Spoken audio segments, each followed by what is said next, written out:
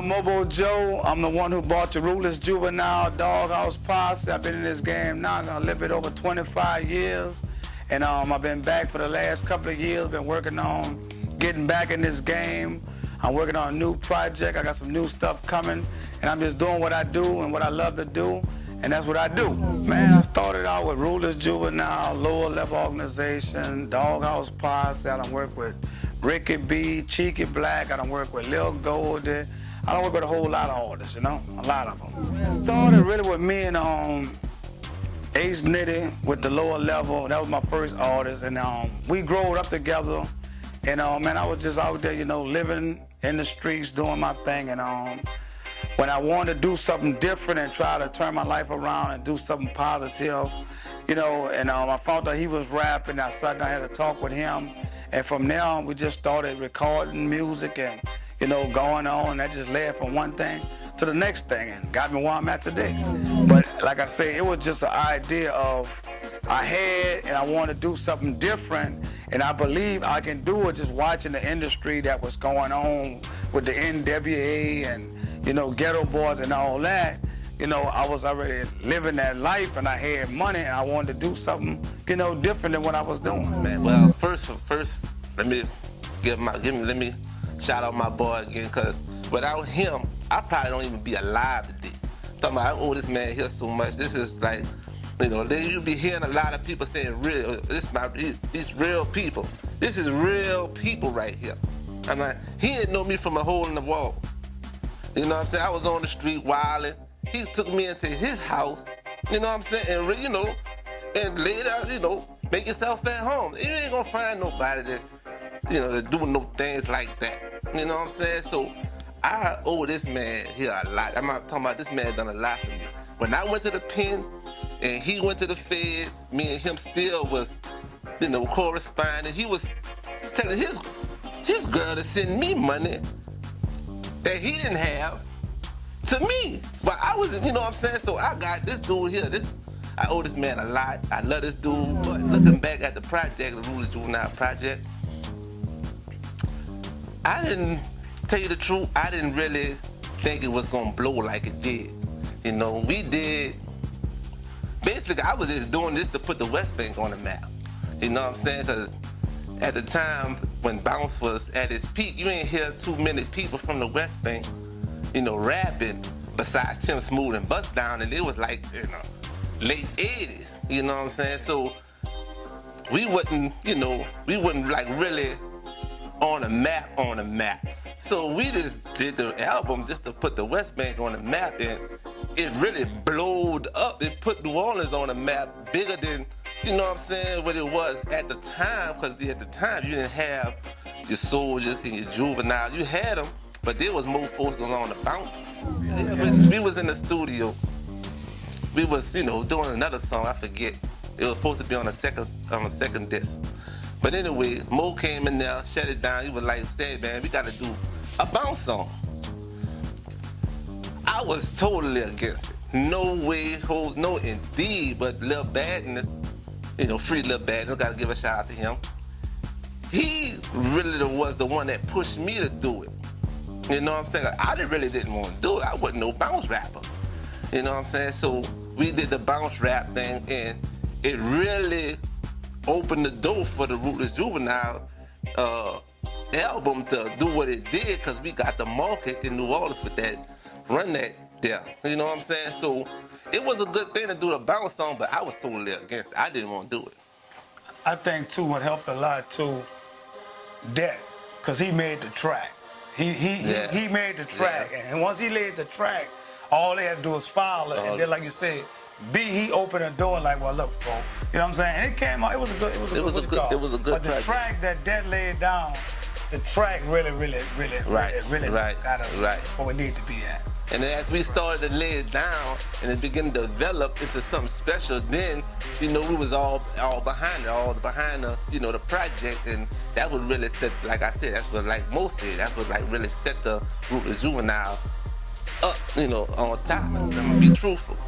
When the thing came out, we were doing the little shows in Houston, in Atlanta, and, you know, places like that, but we were doing like little promotional shows. But I was so involved in the street that I went to jail before I could even taste the success that it did. I was in jail. So, you know, when I come home, it's all new to me. All this is still new.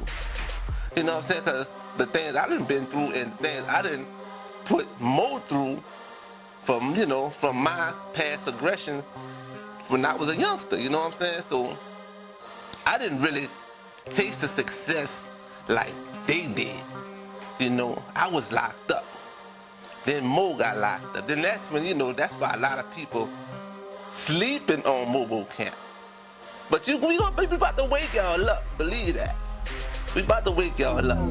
If it wasn't for that, like Soldier Slim said, if it wasn't for incarceration, man, we'd have been rich. You know what I'm saying? We rich now, but I'm talking about we'll be at the level that we're supposed to be at. Because if you look at it, without the two halves of the Ruthless Juvenile back then, you had an incomplete group.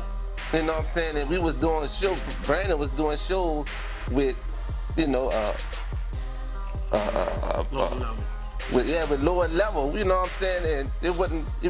Mo ain't never. What I'm gonna say, Mo ain't never had the full strength of Ruthless Juvenile on the street at one time. So it hindered our success.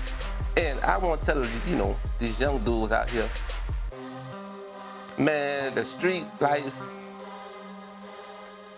it ain't life.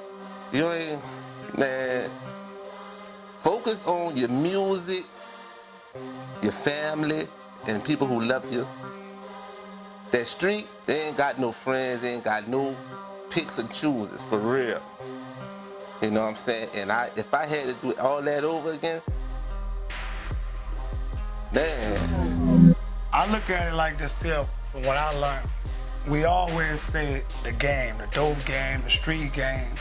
But whenever you ever hear Mobo Joe say the game, it's not a game, it's real life. It's real life. Because it's not a game when you can get 99 years in the can, or you can get banged in the brain. Right. You know what I'm saying? Ain't no coming back. We think we're in this dope game, we're in the street game. You know what I'm saying? Like this man lost 10 years of his young life. He can't never get that back. He lost 10 years of being affiliated with a successful group. He can't never get back. Right, 10 years. You see what I'm saying? He can't never get that back. So for those who out there think you know, we telling you what you don't know. You know what I'm saying? We see it every day. You see what I'm saying? And these things come back. Like right now, we got the other half of Ruthless Juvenile with a 50-year bid. Just got it. 50-year bid. You see what I'm saying? So now that we back and about to get what's rightfully ours and be successful, he'll never be able to enjoy it because he's gonna be incarcerated. Right, it's like the rules. It's like the rules got switched. For one simple mistake, you know, like I try to tell a lot of youngsters today, roll the whole tape. All right, you saying you going to hit this lick, you going to kick in this door, or you going to rob this bank, but roll the whole tape. If I kick in that door, what's on the other side of that door? If I really want to face that, if I go rob this bank and I get caught, do I really want to do these 50 years? Right. See what I'm saying? And see, a lot of youngsters will be like, man, sure, that's how I'm living. Until you get in there and you be in there 20 years and you can't come home. April 29th, I'm inviting everyone to come out. It will be in my neck of the woods, Harvey, Louisiana. We'll be filming the video for We Are Family by Ricky B. It will be free food, you know, it's gonna be a family day. You know, we're gonna have the water slides, we're gonna be doing the horseshoes, the pity pat, we're doing everything. But it's a family affair. I want everyone to come out in peace. You will be on camera, so dress to impress, because the camera will be rolling. You might be caught on the video, which is gonna be worldwide. But I'm trying to bring it back, like I said, to how it was when I was growing up, where you can go next door and get a cup of sugar, a cup of rice, a stick of butter. I know a lot of y'all youngsters don't know about this. Go ask your grandma or your grandpa. They remember these days. But Mobo Joe is putting it on with Ricky B. We Are Family. Come out, have a good time. April the 29th. Follow me on Facebook, Instagram. I'll give you the address and I'll keep you posted.